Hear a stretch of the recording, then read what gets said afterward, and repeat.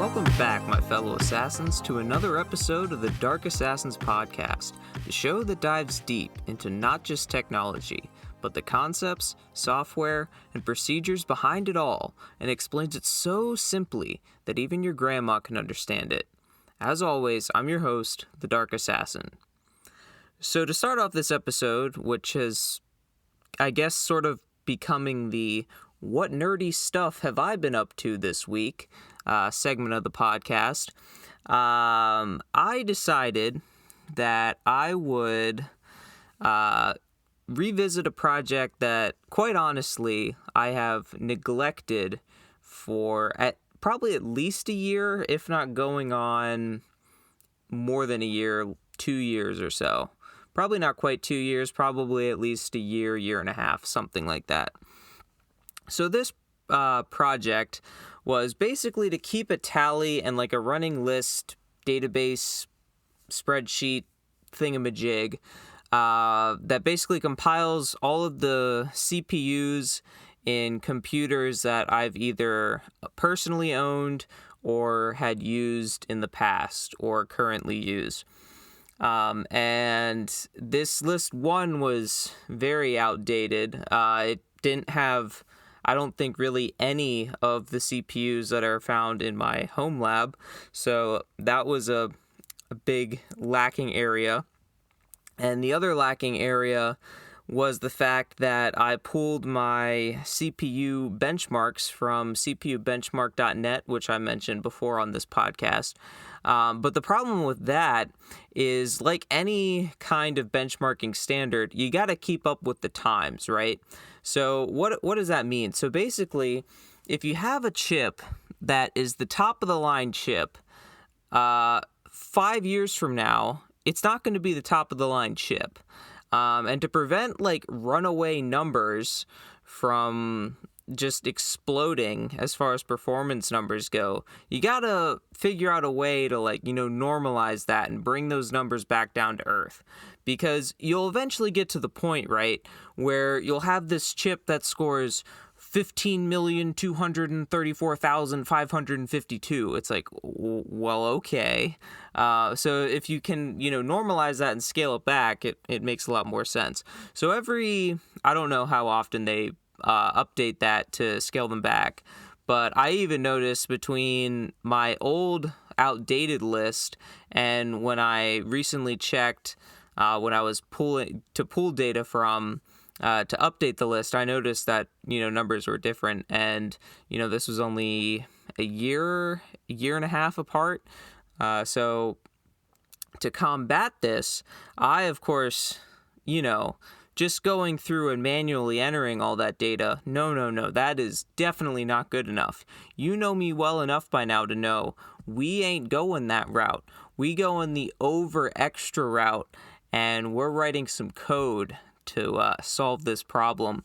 So specifically, we're writing some Python code, which, as I mentioned before, kind of comparing different programming languages, this is like the absolute perfect use case for Python. A quick script, down and dirty, does something that you need it to do, can run it, not have to think about it, done deal. Has a lot of great, plug and play libraries, fantastic. So what I did was I had to pull the data from the cpubenchmark.net for the given CPUs that I want, and then once I got that data, I got it, formatted the way I wanted and exported to a CSV file, and that was it. Except there's a lot more to the story than that, because it wasn't that simple. So at least to my knowledge, and from the digging around that I tried to do, cpubenchmark.net does not have an API that you can use. So basically what that means is I can't, query their database of all their CPUs and be like, hey, give me all the data you got on this CPU in a nice, easily to digest format that I can easily parse and, figure out what is in it. That's not how it worked. So because there was no API, what I had to do was I had to figure out the URL structure of how the CPUs were formatted.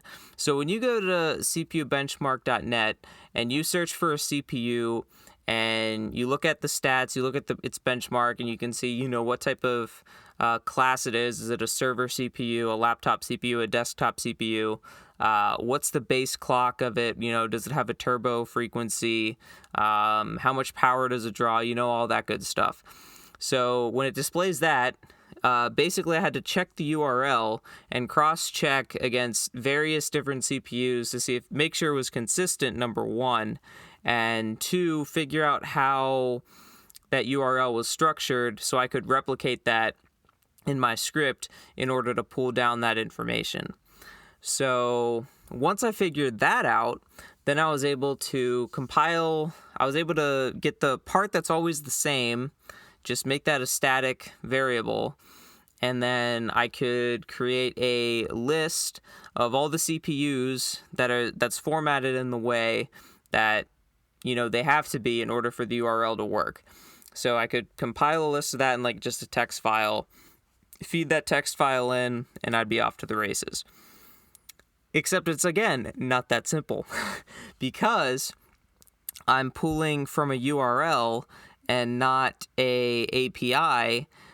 In addition to getting all the data I want, I also get a bunch of data that I don't want, because when I'm pulling this down, I'm literally pulling the web page down. So I'm literally pulling all of the HTML code that makes this web page look the way it does and pulling that down, and then I have to figure out what's the good stuff, aka what are the numbers that I care about, and what's all the junk, aka all the formatting and styling and all that stuff that I don't care about.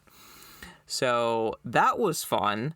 Not really, but thankfully, because Python is cool, there was some libraries that I could just use that would pretty much, for the most, I still had to do some of the parsing myself, but basically did most of the parsing for me. I could just, call a find on and look for certain HTML tags where the data I wanted was sandwiched in between. So I was able to do that, parse the code, and get all the data that I want out of it, and then I could save that to a dictionary and export that data to a CSV file. But that's not enough. That's again too easy. That's not hardcore nerdy enough. So what I did was I gave you the option to be able to input whatever input file you want and whatever output file you want, because customizability. But more than that, what it also does is it allows you to be able to add your own information to each CPU. Now, what in the heck do I mean by that? So in my use case, I wanted to know what was the computer that CPU came from, basically the reason why I have this CPU on the list. And also, other random things like what's the maximum amount of RAM that this CPU can have, or what kind of RAM does it take? Just weird little things like that obviously won't change. So what I did was, if your output file has headers, aka if it has a thing on the very top row of the CSV file that says origin computer, for example, rather than base clock, turbo frequency, wattage, TDP, that kind of stuff that I would get from the website. If there's anything additional, basically go through that and check to see if that additional data lines up with the CPU that I'm currently on, and if so, add that to the CPU's row for the CSV file. So basically, essentially what it allowed me to do was add any additional data that I wanted to about the CPU in additional columns, and that data would be able to be saved and kept even when I would rerun the script to update the numbers that would give me updated CPU benchmark scores. So that was basically the point of that. So if you're interested in checking out the script, I made it basically, I try to make it as user-friendly as possible. I have a README file and a requirements.txt file. It's on my GitHub. If you search Dark Assassin 23 on GitHub, you'll be able to find it there. And no, it's for whatever reason, there's also a Dark Assassin 23X. I don't know who the heck that is. They're an imposter. But Dark Assassin 23 on GitHub, you'll be able to find the script there. And if you want to pull it down and, pull information for your own CPUs and start a nerdy project like I am and keeping a database of all the CPUs that your computers have, go ahead and knock yourself out. So another topic that I got a good laugh about this week was, I mentioned in a previous episode of the Dark Assassins podcast where I went in length ranting about how out of touch tech YouTubers and tech Twitter is with the general public. And that sentiment was cemented again this week when I found a video on YouTube talking about why this tech YouTuber was not going to be upgrading to the iPhone 14 Pro from their iPhone 13 Pro. And I was like, wow. I'm not sure if you know what normal people are like, but normal people don't even have this conundrum.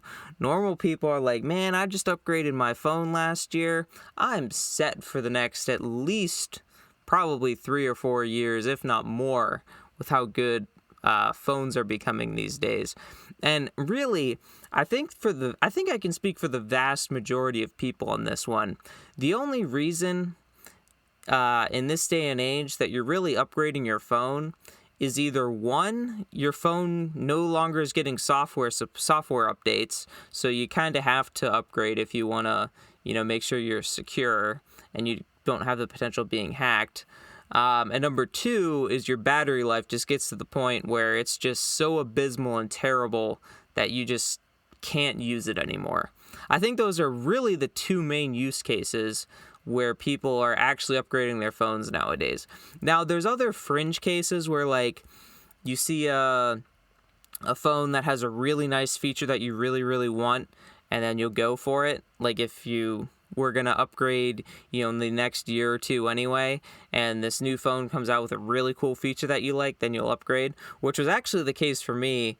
I currently have the iPhone 13 Pro. I upgraded from the iPhone 10, which I was honestly full ready to keep the iPhone 10 and just do a battery replacement on it because the battery life was honestly getting to be pretty bad, which, in fairness, it was at that point, I think it was like either a 4 or 5-year-old phone, something like that. I guess 4-year-old phone.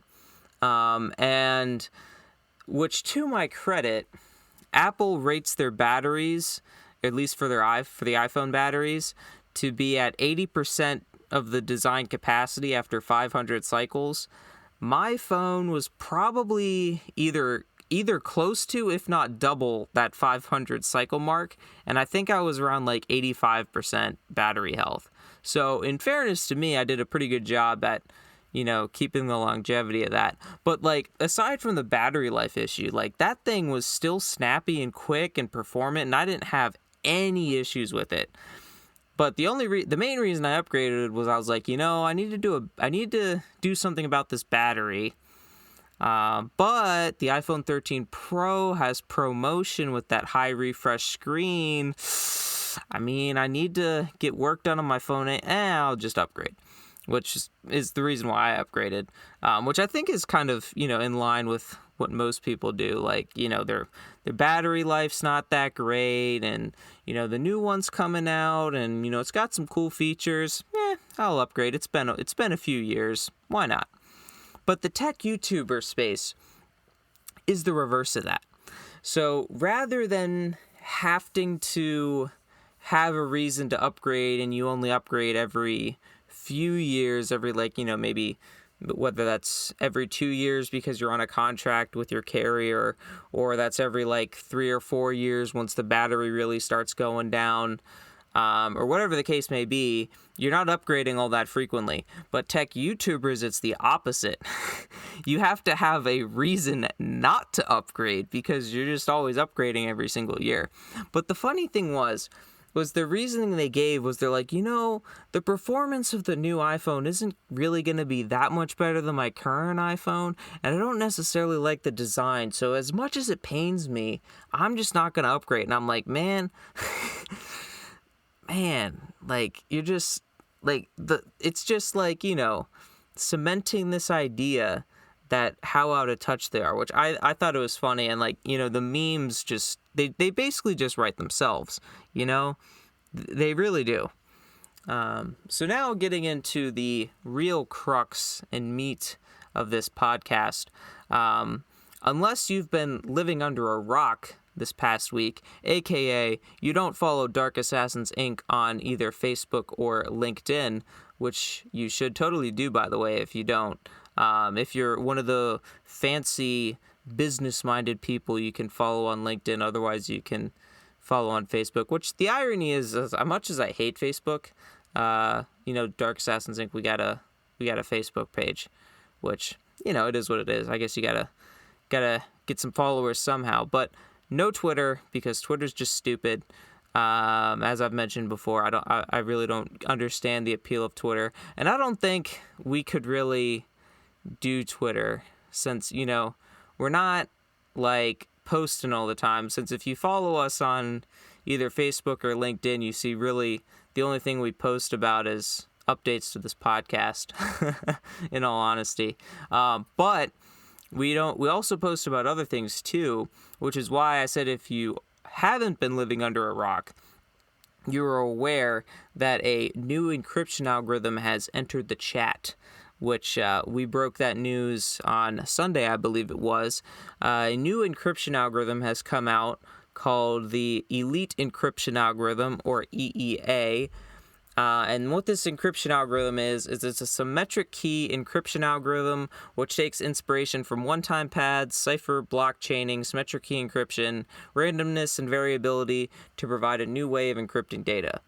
So that probably sounds like a bunch of fancy tech jargon mumbo-jumbo, which in a sense it kind of is, but let's go through and kind of break down what that means, what this algorithm's all about, and is it worth switching to, is it secure, all that good stuff. So some background here real quick. So I guess first to start off, symmetric key encryption. What the heck does that mean? So in the cryptography realm, there's really two main forms of encryption as far as like when it comes to keys, and that's symmetric encryption and asymmetric encryption. So symmetric key encryption is when you use the same key to encrypt and decrypt your data. So if I encrypt this set of data with the key 1234, I use the same key 1234 in order to decrypt the data. However, if I was using asymmetric encryption, or as it's also commonly known as public key encryption, that you use two keys. So you have a private key and you have a public key. So in this same example scenario, if I have a key, say my private key is 1234, I can't decrypt that data with that private key. I would need to use the public key, which say maybe that's 5678 or whatever it is. So that's basically the main difference. Asymmetric encryption keys, probably one of the most commonly known asymmetric or public key encryption schemes is RSA, and that I'm not going to get into all the details of how RSA works, but it essentially the keys are related to each other based on prime numbers and like greatest common denominator, I think. Or maybe it's greatest common denominator, I believe it is. And, just a bunch of fancy math, which is great because you can, it allows you to easily generate keys for one thing to create a private key and get the public key from that, and also but hard to get the public, if you have the public key, to get the private key out of it. So it's good in that sense, where it's pretty secure in that sense, and it also allows you to be able to encrypt with one and decrypt with the other. So basically the big use case for this is like, I have my private key and I give everyone my public key, and everyone gives me their public key and they keep their private key, so I can basically encrypt stuff with their public key and then encrypt it with my private key and send it to that person so they can know that I'm the one that sent them the message. And then they can decrypt the outer layer with my public key, and then they can decrypt the inner layer with their private key, and boom, encryption. The only problem with RSA in this, with these prime numbers and all that stuff, is it's been proven that it is not quantum resistant. And what that means is there is a quantum algorithm out there that can break the encryption of RSA. Now, you don't have to worry about that right now, because quantum computing isn't at the point yet where it's viable for that, and the algorithm that has been shown to be able to break RSA hasn't actually even been implemented with an actual quantum computer. It's just a theoretical thing at the moment. But as the quantum computing technology evolves and becomes wider used and all that stuff, RSA is going the way of DES, which DES is another encryption algorithm, which is just symmetric key. It's not asymmetric, but DES was proven to not be secure and was shown to be vulnerable to attacks, and is no longer recommended to be used unless you want to have your encryption broken, which I don't recommend. So that's symmetric key encryption. So the next thing that we have to talk about is cipher blockchaining. So the Elite Encryption Algorithm is kind of interesting because it takes inspiration from cipher blockchaining without actually using cipher blockchaining. So how cipher blockchaining works is you have this initialization vector, which is basically just a random string of numbers or whatever of a fixed length, and you use that to XOR with your first chunk of data, and then you get a result from that, and then you XOR that result with whatever your key is, and then you get a block of what we call ciphertext, and then you use that block of ciphertext as the initialization vector for the second block of what we call plain text, or the unencrypted text. XOR those together, you get a result, and then you XOR that with the key. And that's basically how cipher blockchaining works. Now, if you're wondering what the heck XOR is just exclusive OR, which means it only returns true, or in the case of binary, in the binary world where it operates on, it returns 1 if and only if A or B, but not both, is true. So if I have A is equal to 0 or false, and B is also equal to 0, obviously neither of them are true, so XOR is 0. If I have A equal to 1 and B is equal to 0, obviously A is true, but B is not true, so XOR is true. If I have A is equal to 0 and B is equal to 1, meaning that A is false and B is true, XOR is true, so XOR is 1. But if I have, this is where XOR differs from just regular OR, because regular OR, as long as one of the values is true, it returns true. But in this case, if A is equal to 1 and B is also equal to 1, XOR is false because both of them are true and it's not exclusive. So an example of this is if you take the numbers 9 and 5, which their binary values are 1001 for 9 and 0101 for 5, and you XOR them together, you get 12. Now, how does that work? So if we look at those binary numbers, we can walk through this example real quick here. So you have the first digit of 9 in binary is 1, and the first digit of 5 in binary is 0. So we have one true and one false, so it passes the exclusive OR test, and we have a 1. And if we go to the second digit, we see we have 0 for 9 and 1 for 5 in binary for the next digit in there. So again, that's a case where we have 1, 1, and a 0. So we have 1 again. And then the next digit after that, both of them are 0, so obviously we have 0. And then in the last digit, we have both of them as 1, which we know as we went through before. If you have two 1s, that means it's 0, it's false. So our final result is 1100, which is the binary representation for 12. So that's basically how XOR works. And then the last principle is one-time pads. So one-time pads are just completely random single-use keys that have to be as long as, if not longer than, the data you're trying to encrypt. And the reason one-time pads are really nice is because if they're executed correctly, they're known to be uncrackable as far as encryption is concerned. Except they also get their name one-time pad because they're only meant to be a single-use key. So now that we have some of that stuff out of the way, we can kind of get into the Elite Encryption Algorithm.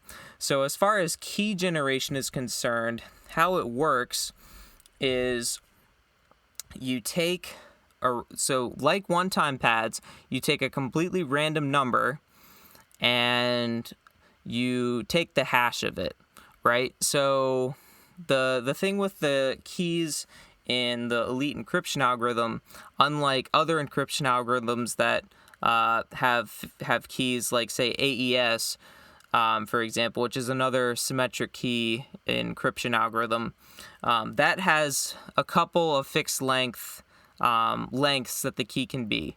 But the Elite Encryption Algorithm is different because you can have the spec is basically that there is no spec. So, which is kind of where the randomness and variability comes in to it. So the minimum spec for key length is 256 bits, which if you convert that to like a hexadecimal and a character representation, so if you kind of represent that as 1 through 9 and then A through F, you get 64, as the minimum for 256 bits. And then you could also have 512 bits or 1024 bits or any other number that is any other multiple of 512 bits. And the reason is because how the key generation works is, like I mentioned, you create random numbers. So if I wanted a key length of, say, the minimum, which is 256 bits long, the reason why that's the minimum is because once you generate the random number, it's run through the SHA-256 hash algorithm, which, not to go into how that works because that's beyond the spec of this breakdown, but the SHA-256 algorithm, as the kind of name implies, 256, it returns a 256-bit number, essentially, which is a hexadecimal value, which I mentioned is that 0 through 9 and A through F, which hexadecimal, if you're not familiar, is just another way of representing numbers. So instead of having 1 through 9 and then you go to the tens place, you have 1 through F. So, and then you go to like the 16s place because it's base 16. So yeah, so you get that's where that comes from.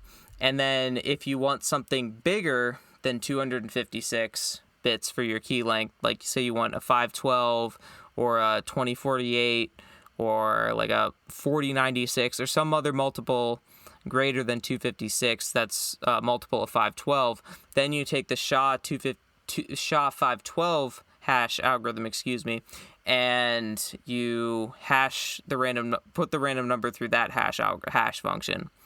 And then in cases where you say have a key length that you want 1024 bits long, what you would do is you would create two random numbers, run the first random number through the SHA-512 hash function, and then you would run the second random number through the SHA-512 hash function, and you'd basically conjoin them together to get one long key.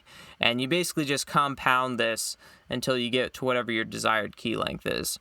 And that's how the key generation works. And the thing that's just interesting about this is the fact that there's no standard, right?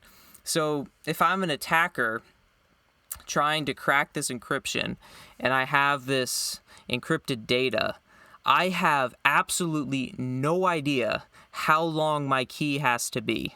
I have zero clue. I don't know if the key that was used to generate this was 256 bits long. I don't know if it was 8,192 bits long. I don't know if it was 2,048 bits long. I have no idea how long this key was. But that's not it, because in addition to having this variable key length, there's also no standard for the number of keys you can have. So you could have one key, you could have 3 keys, you could have 5 keys. You could be an absolute madman and have like 100 keys or more. There is zero standard for how many keys you could have, which in a sense is kind of mind-blowing, because the algorithm works whether you have one key that's 256 bits long or you have 50 keys that are all 8,192 bits long, and it still works all the same, which is kind of crazy that it's able to do this.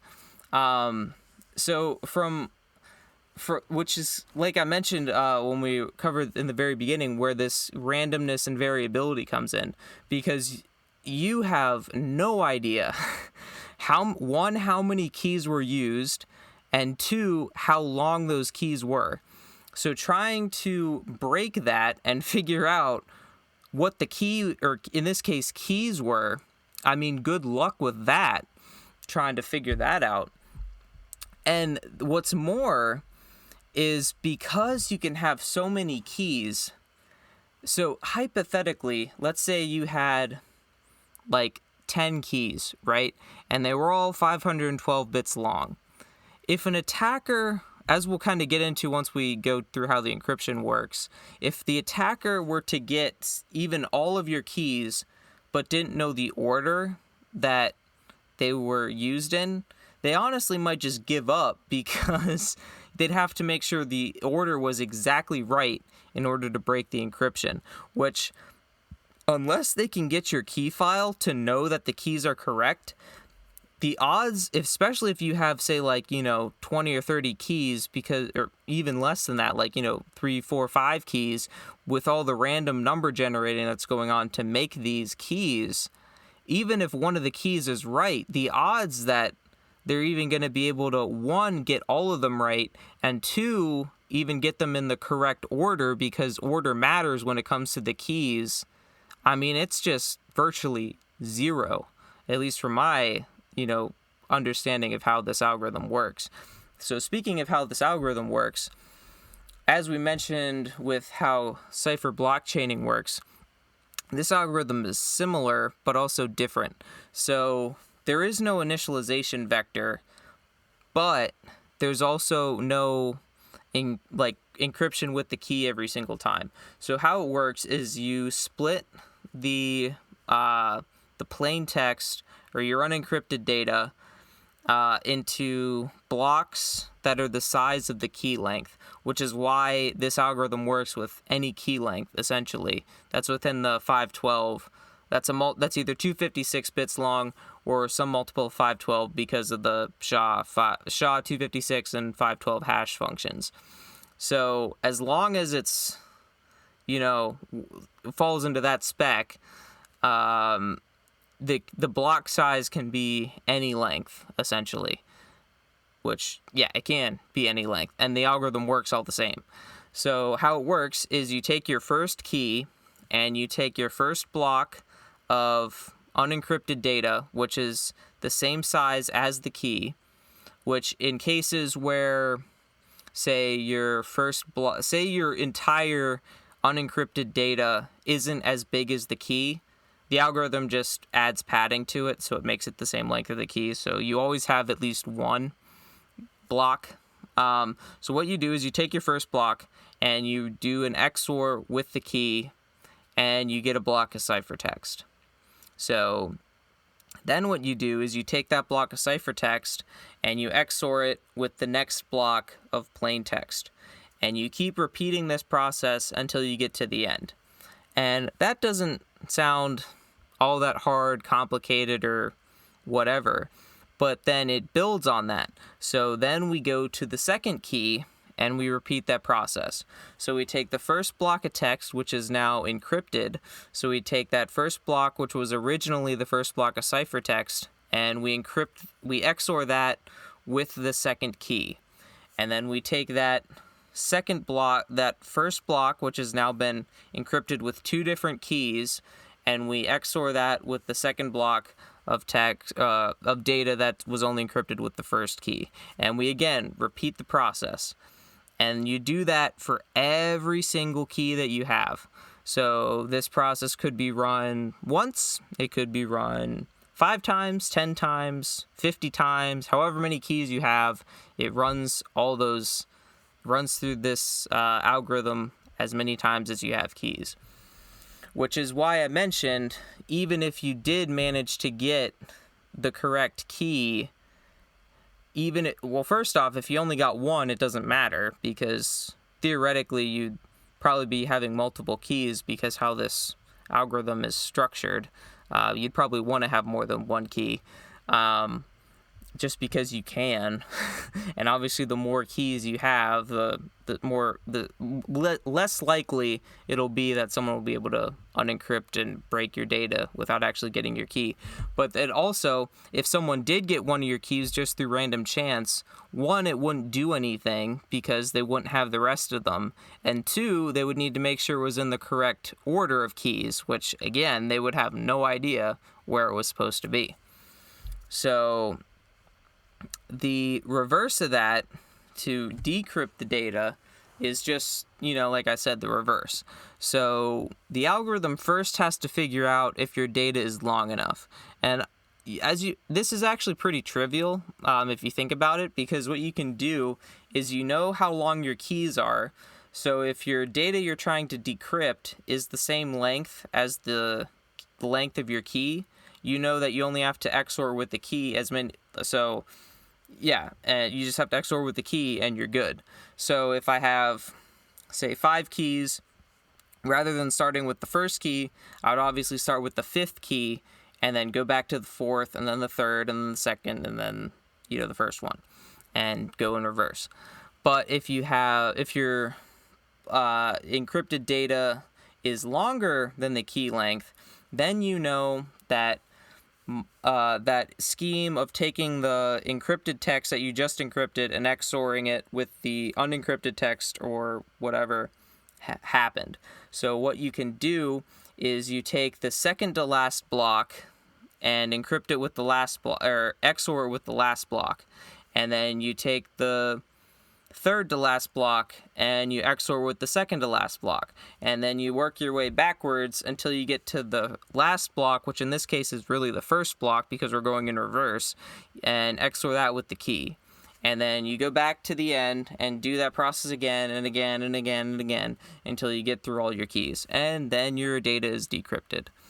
So the thing that is so cool, in my opinion, about this algorithm is, like I mentioned, how it can have so little spec when it comes to like the size of your key and how many keys, and it still works without issue.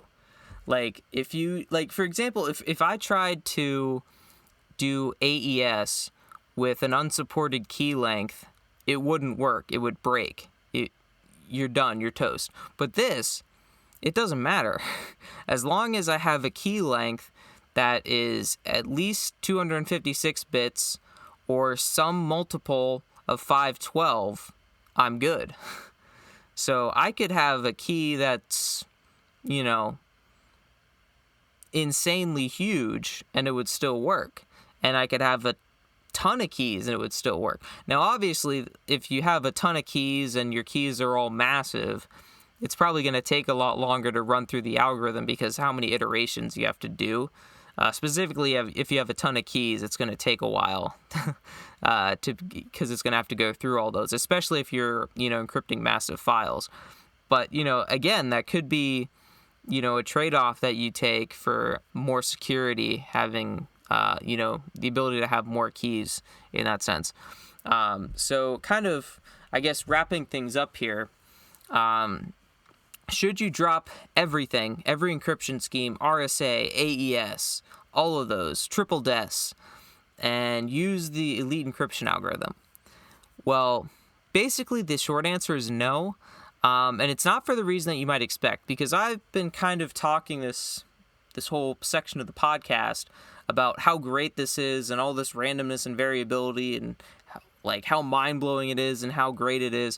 But the reason why I say that you shouldn't is because it's not certified, as of the recording of this podcast, that is, by the National Institute of Standards and Technology, like other encryption schemes like RSA and AES. So basically what this means is because those algorithms and implementations are certified by NIST, that unless an attacker gets your keys, your data can't be decrypted and your data is secure.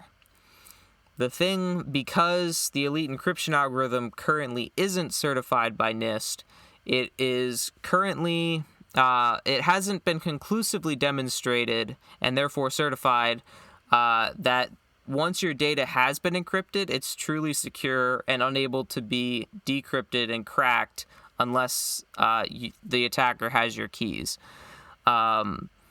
So while I definitely think it's cool, I wouldn't necessarily tell everyone that needs to make sure that all their data can never be decrypted by anyone maliciously trying to decrypt their data to switch to this solely for that purpose. Like, if someone just wanted, an encryption thing to, encrypt their data and they didn't necessarily care as much, then, yeah, sure, use it. It's awesome. It's great. But if you're, say, you're dealing with really sensitive information, like you're a company dealing with, proprietary data that can't be, fallen into the wrong hands, or you're a government entity dealing with classified information or whatever, then obviously you're going to want to be using a spec or an encryption algorithm that has been approved and certified by NIST, because that your data is secure. I mean, personally, if you held a gun to my head and you said, is this secure? Will my information ever be able to be decrypted without the keys? I would personally say no, just because my understanding of how this algorithm works and all that variability, randomness, and all the cybersecurity principles and cryptography principles that have kind of come in to make this algorithm, personally, I think you're probably fine and your data is going to be secure. But again, because it's not certified by NIST, you can't, definitively say that without a shadow of a doubt, because they're basically the overarching, encompassing authority on this stuff. But personally, I think it's a great algorithm, in my opinion. So take that for what it's worth. If you're interested, on our Facebook and LinkedIn page, we have a link to the blog post about it, which kind of goes in detail, breaking it down, and kind of going into how it works if you're interested in that. So if you enjoyed this episode, learning about the nerdy stuff that I did this week, and learning about the new Elite Encryption Algorithm, I'd ask that you leave a rating and review and subscribe to the Dark Assassins podcast if you haven't done so already. Also, be sure to share with a friend or family member who you think might be interested in learning about my nerdy adventures this week and the Elite Encryption Algorithm. And if you have any questions about this episode, or you have a question that you want me to answer in a future episode, you can leave that in a rating or review. Or you can shoot me an email at contact@darkassassinsinc.com. The link for that is in the show notes below. And that's going to do it for me in this episode of the Dark Assassins podcast. Until next time, my fellow assassins, remember, bool nothing equals true. If action not equal to null, return true. I'll see you next time on the Dark Assassins podcast.